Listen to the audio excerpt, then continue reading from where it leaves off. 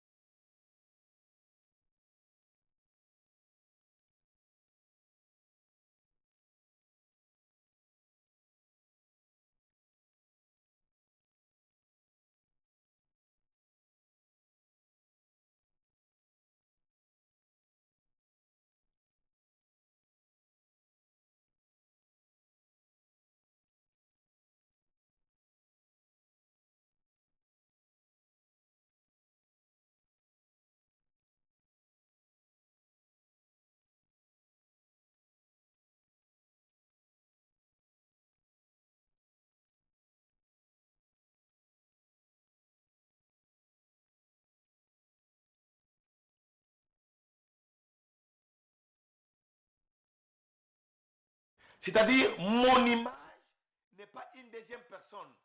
C'est moi-même. C'est comme si on vous envoie mon image. Vous êtes à la télé en train de voir mon image. C'est mon image, c'est moi-même. L'image de Jean Kaba, c'est lui-même. L'image de Dieu, c'est lui-même Dieu. C'est pourquoi on avait lapidé, on voulait lapider. On a même tué Jésus. C'est parce qu'il s'est dit qu'il est le Fils de Dieu. Un juif, quand tu lui dis que Jésus est le Fils de Dieu, lui comprend directement et carrément qu'il est Dieu. C'est pourquoi ils l'ont dit, toi qui es homme, tu t'es fait Dieu. Mais il ne s'est pas dit qu'il est Dieu. Il a dit, je suis le Fils de Dieu. Le Fils de Dieu, c'est Dieu lui-même. Et il dit, il est l'image. Il est l'image du Dieu invisible. Le premier-né de toute la création. Quand on dit le premier-né de toute la création, c'est-à-dire il est le premier de sortir du sein du Père. Le sein du Père, ce n'est pas un ventre comme gelé. Le Père signifie une source de vie. Nous appelons nos pères qui nous ont engendrés physiquement, nous les appelons pères, c'est-à-dire la source d'où je suis tiré, ou d'où je suis venu. Père veut dire source de vie. C'est-à-dire la fontaine, cette source fontaine de vie, d'où est sortie toute chose, c'est là d'où est venu le Fils Jésus. Car en lui, en qui? En Jésus, ont été créées toutes choses, sans exception. Quand on dit toutes choses, les choses qui sont dans les cieux et sur la terre, ça vient dans Jésus. Les visibles et les invisibles. Mais si les visibles et les invisibles, ceux qui sont dans les cieux et sur la terre, viennent en Jésus, mais où est la place du Père, qui est un homme à part, séparé de Jésus? Ça n'existe pas. Trône, dignité, domination, autorité. Mais déjà, ça inclut un autre Dieu à part en dedans de lui. Parce qu'on dit trône, dignité. Si un autre Dieu a sa dignité, a sa domination, ça vient qu'en Jésus. Autorité, tout était créé par lui et pour lui. Il n'y a pas de créateur. Il n'y a qu'un seul créateur. Maintenant, si vous rentrez en Genèse ou rentrez en Jean, dans l'évangile de Jean, vous comprendrez que c'est la parole qui a créé toutes choses. Ici, on dit que c'est le Fils qui est l'image de Dieu qui a créé toutes choses. Mais si vous rentrez dans Jean chapitre 1er, vous allez comprendre que c'est la parole qui a créé toutes choses. Mais est-ce que la parole et le Fils sont des personnes différentes? Non. Il y a eu des créateurs? Non. C'est-à-dire, le Fils là, c'est lui qui est la parole. La parole, c'est le Fils. La parole, c'est-à-dire un jour, la parole a pris chair, est devenu un homme, né par la Vierge Marie. C'est ce que la Bible dit dans l'évangile de Jean, chapitre 1er. C'est-à-dire, le vrai Jésus, aujourd'hui, c'est-à-dire un je suis. Quand on parle de Jésus aujourd'hui, la vérité présente, c'est je suis. Il ne s'est jamais conjugué au temps passé. Non, non. Lui a été toujours au temps présent. Je suis. C'est la parole. Ce n'est pas... Maintenant, quand vous prêchez, vous chassez les démons au nom de Jésus de Nazareth. La parole est de Nazareth. C'est de l'ignorance. Et ne pas avoir des enseignements suffisants, vous commencez à courir, mais sans un message. Vous courez sans quoi dire aux gens. C'est-à-dire, vous allez trop pressé, trop brut, sans être façonné, sans mûrure, pour aller prêcher la parole. Beaucoup de prédicateurs prêchent un Jésus qu'ils n'ont jamais connu, ni jamais rencontré. Même des bishops, même des apôtres. Il y en a qui ont même plusieurs églises, mais n'ont jamais connu Jésus, même pas rencontré Jésus un jour. Je vous dis des choses vraies et je le dis par expérience. Et plus loin, je vous avais dit que Jésus de Nazareth n'est pas un post-nom de Jésus. Ce n'est même pas un prénom de Jésus. Le mystère en est que, le mystère de ce qui s'était fait, c'était, nous sommes dans 2 Corinthiens. Le mystère des deux personnes confondues, du Père et du Fils, comment ça s'est fait? Comment il était Père, comment il est devenu Fils? Comment tous sont ensemble? La Bible dit ceci dans 2 Corinthiens chapitre 5. 2 Corinthiens chapitre 5. Il faut savoir, il faut avoir l'inspiration, il faut avoir la révélation, il faut être baptisé du Saint-Esprit pour savoir relier les Écritures et comprendre les Écritures. Il faut avoir la théologie céleste. Il faut être enseigné par Dieu pour connaître qui est Jésus, comment il se métamorphose, il change de dispensation pour accomplir le je suis dans chaque âge et dans chaque temps. Nous sommes dans 2 Corinthiens chapitre 5. 2 Corinthiens chapitre 5, verset 19. Écoutez le mystère de ce qui s'est passé du temps de Jésus de Nazareth. Verset 19. La Bible dit ceci. Car Dieu étant en Christ, pas en dehors, il n'y avait pas les deux personnes séparées, non. Dieu étant en Christ, réconciliant le monde avec lui-même.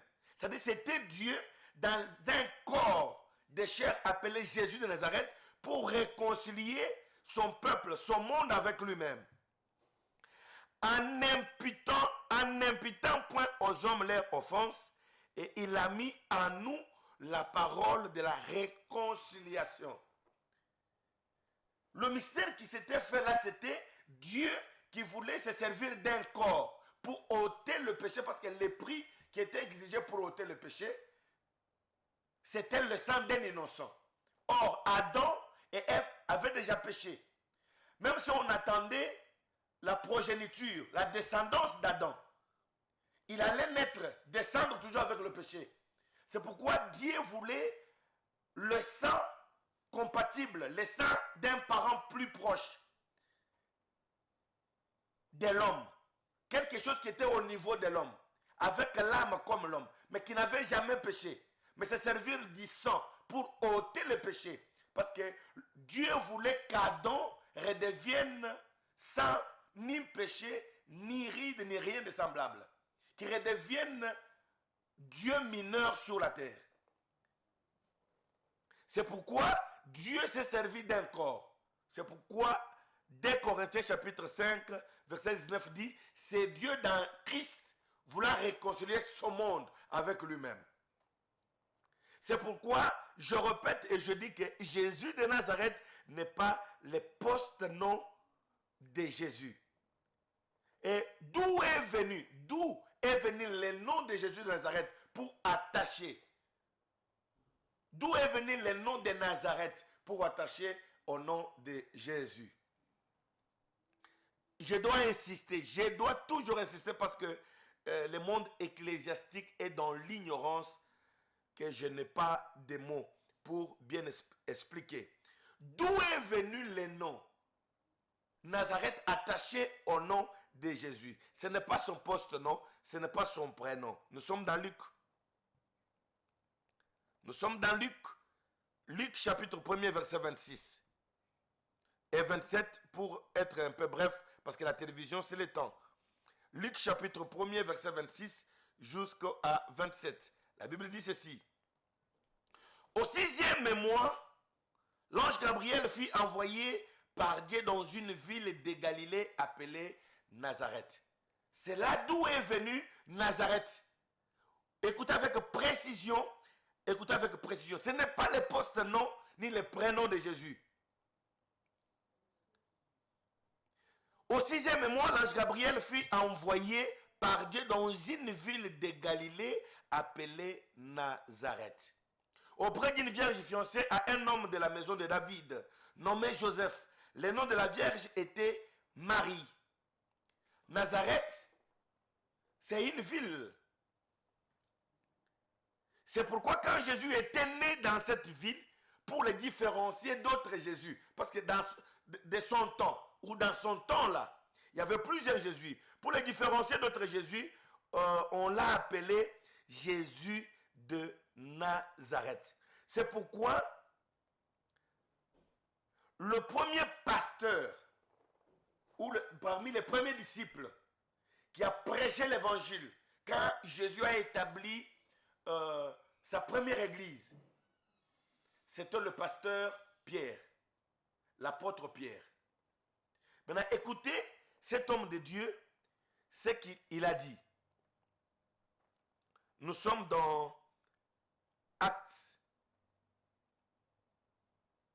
Là, c'est après la résurrection de Jésus. La prédication de Pierre, c'est après la prédication, je m'excuse, la résurrection de Jésus de Nazareth. Je vous ai dit que Jésus de Nazareth, c'est parce qu'il était né dans une ville appelée Nazareth. Ce n'est pas son poste-nom, ni son prénom. Maintenant, allons-y. Écoutez. Nous sommes dans Actes chapitre 2. Écoutez ce que Pierre, le premier pasteur, enseigne aux Juifs et à d'autres tribus qui séjournaient à ce temps-là à Jérusalem. Écoutez ce qu'il dit dans Actes chapitre 2.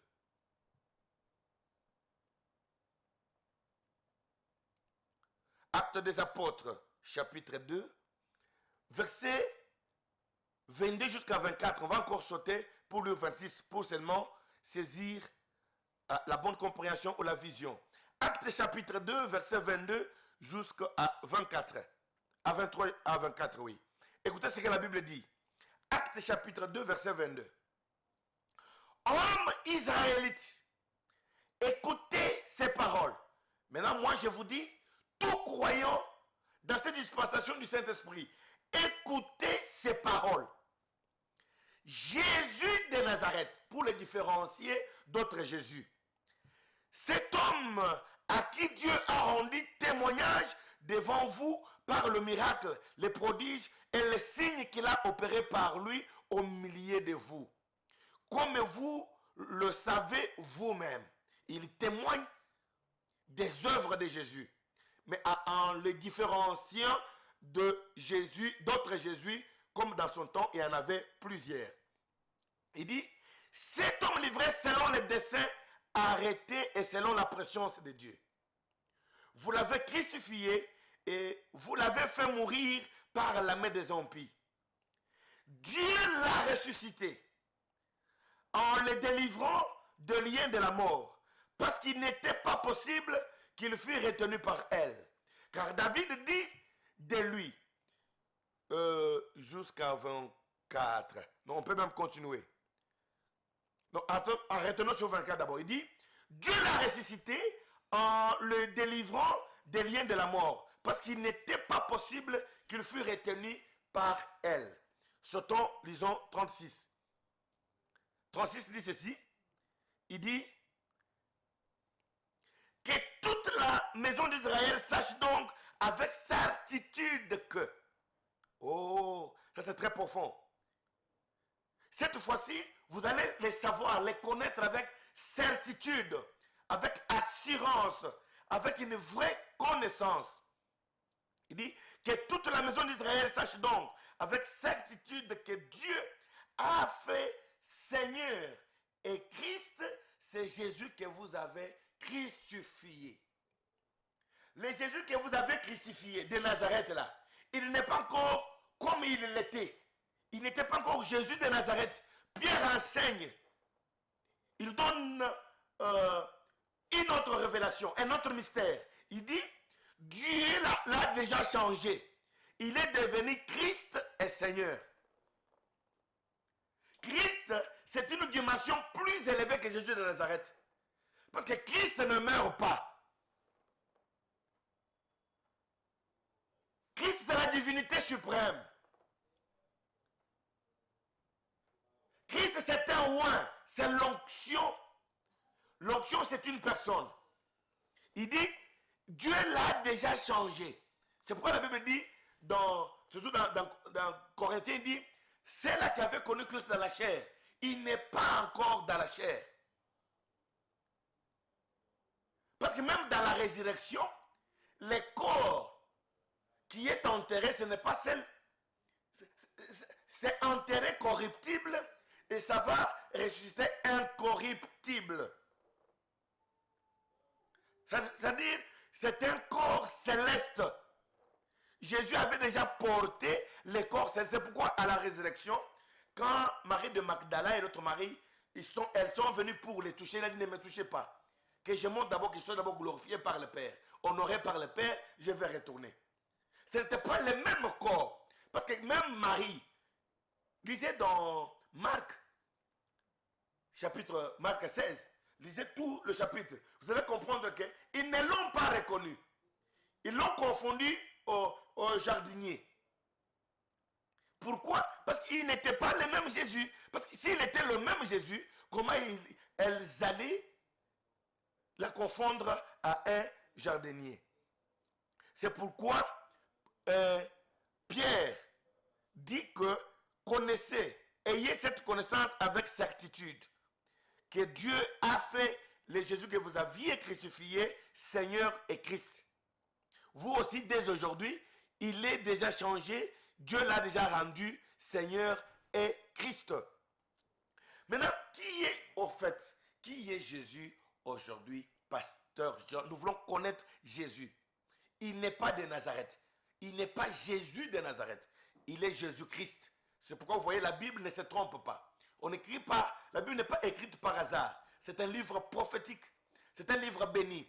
Hébreux chapitre 11, verset 8, il dit Jésus qui est le même hier, aujourd'hui, éternellement. C'est-à-dire, dans toutes les trois dispensations du Père, du Fils et du Saint-Esprit, celui qui est le même hier, aujourd'hui, éternellement, c'est Jésus-Christ. Parce que Christ ne meurt pas. Waouh! Nous sommes dans Évangile selon Jean. Qui est Jésus? Le vrai Jésus à connaître. Si vous me donnez l'attention à cette partie profonde de la révélation, parce que la vraie connaissance qui sauve, c'est une connaissance par révélation, pas la connaissance des Écritures comme je suis en train de le placer. Je peux placer des Écritures comme ça et après il n'y a pas de vie. C'est une lettre, mais une connaissance avec révélation. La révélation, c'est le côté tangible de Dieu. Et quand vous connaissez le vrai Dieu et touchez son côté tangible, voilà une connaissance par révélation. Jean chapitre, l'évangile selon Jean, chapitre 1er. Qui est Jésus? Qui est Jésus? Qui est Jésus?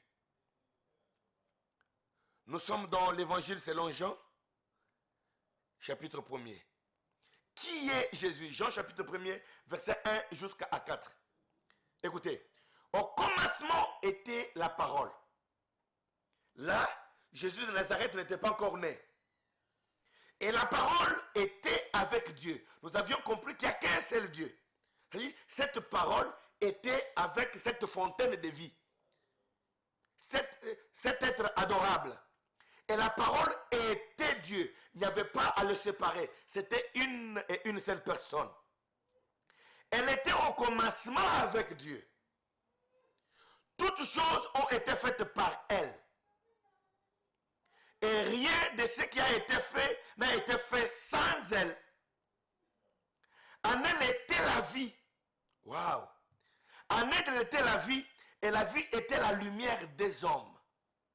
Vous comprenez déjà que Jésus, quand il est venu, il a dit, je suis la lumière du monde. C'est-à-dire, cette parole, c'est elle qui est devenue Jésus.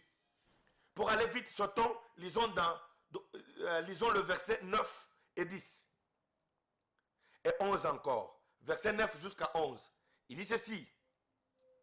Cette lumière était la véritable lumière. Maintenant, vous comprenez que quand Jésus vient, il répète les mêmes paroles. C'est-à-dire, la parole c'est celle qui était devenue Jésus de Nazareth. Le fils né par la Vierge Marie. Cette lumière était la véritable lumière qui, en venant dans le monde, éclaire tout homme. Elle était dans le monde et le monde a été fait par elle. Et le monde ne l'a point connue. C'est pourquoi on l'a tuée. C'est-à-dire, même aujourd'hui, si tu ne comprends pas, tu ne connais pas la parole, tu es confondu du monde. Waouh, c'est très profond. C'est pourquoi la vraie église ne commence pas sur la prophétie ou avec la prophétie. Non. La vraie église commence par la parole. Parce que c'est dans la parole que tout doit venir. La bénédiction vient par la parole. C'est la parole qui est la maison mère, qui engendre tout. La vraie prophétie, c'est un don quand vous croyez à la vraie parole. Le vrai parler en langue, c'est un don quand vous croyez à la vraie parole. S'il n'y a pas la vraie parole, tout ce que vous faites, vous fabriquez. Ça ne vient pas de Dieu. C'est pourquoi vous fabriquez des miracles. Il y a des maquionnats, il y a des disques, il y a ceci et cela. C'est parce que vous n'avez pas la vraie parole de Dieu. Elle était dans le monde. Et le monde a été fait par elle. Et le monde ne l'a point connue. Elle est venue chez le sien et le sien ne l'ont point reçu. La parole. C'est le sien, c'est où? Maintenant, regardez, c'est Jésus qui était allé auprès des Juifs, qui étaient ses frères. Et il n'était pas reconnu. C'est pour vous dire que c'est Jésus-là, c'était la parole faite chair. Verset 14. Vous allez comprendre. Et la parole a été faite chair. Jésus-Christ est la parole rendue manifeste, rendue humain. Et elle a habité parmi nous, plein de grâce et de vérité. Et nous avons contemplé sa gloire, une gloire comme la gloire du Fils unique venu du Père. Il y a la différence entre le Fils venu de la mère et le Fils venu de son Père. Maintenant, verset 18 dit, pour terminer, personne n'a jamais vu Dieu, le Fils unique qui est dans le sein du Père, et c'est lui qui l'a fait connaître. Ça c'est très clair. Ça ne demande même pas la révélation. Ça ne demande pas un prophète. C'est très clair que personne n'a jamais vu Dieu, le Fils unique, c'est-à-dire Jésus, qui est dans le sein du Père.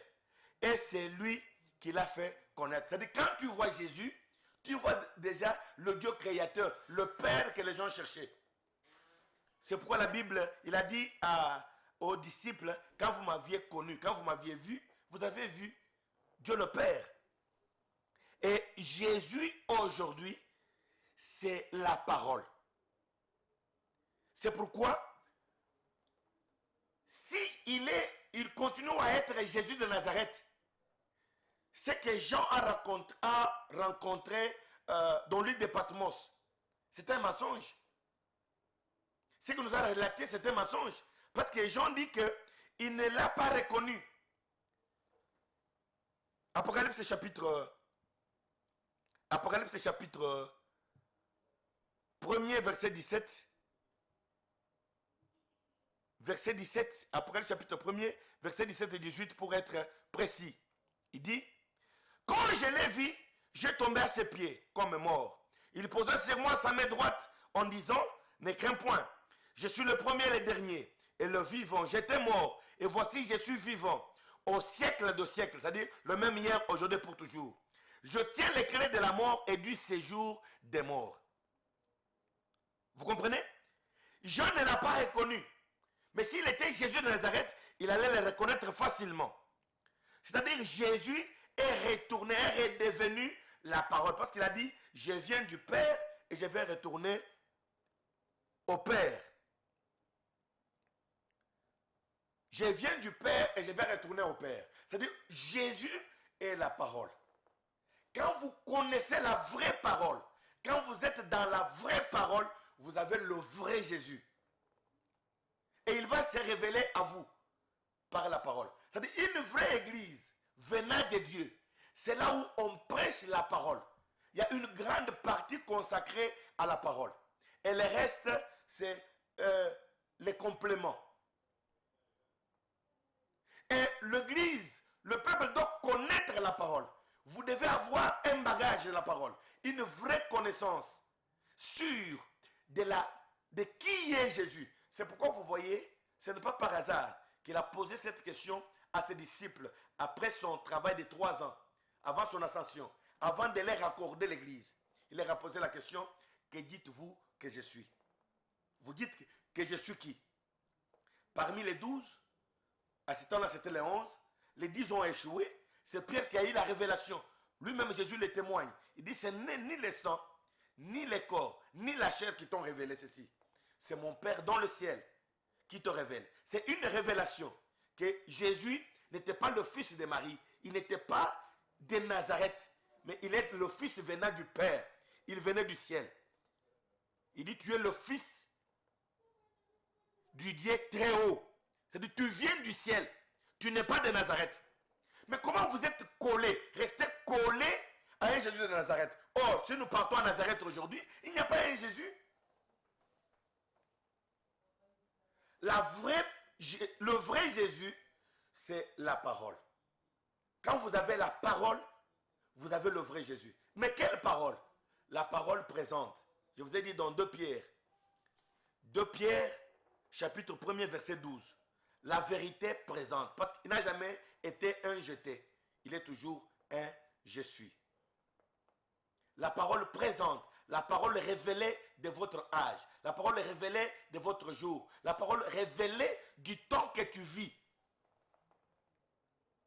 Je suis. Que j'aille dire qui m'a envoyé. Va leur dire je suis m'a envoyé.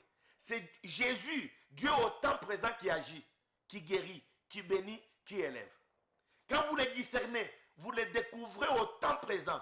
Vous avez un Jésus révélé.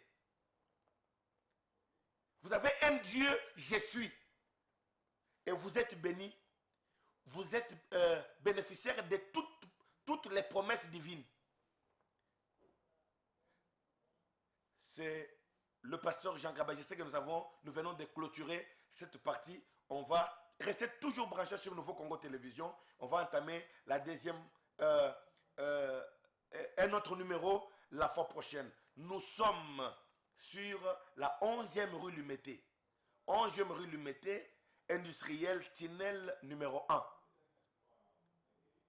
Mon numéro pour m'appeler avec WhatsApp, c'est plus 243 82 092 88 50.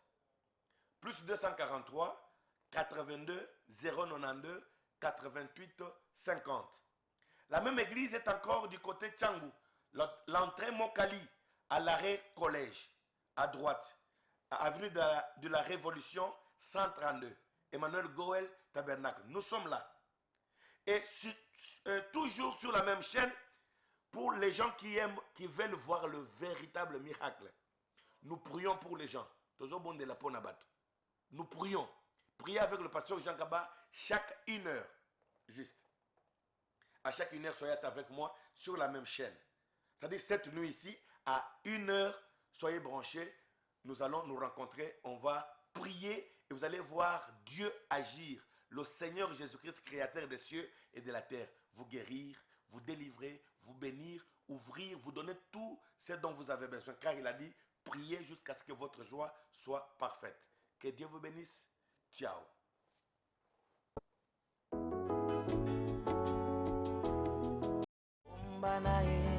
Ici en prière, Alobi, cache-toi. Dieu prépare toujours les gens qu'il veut exposer. Ici en prière.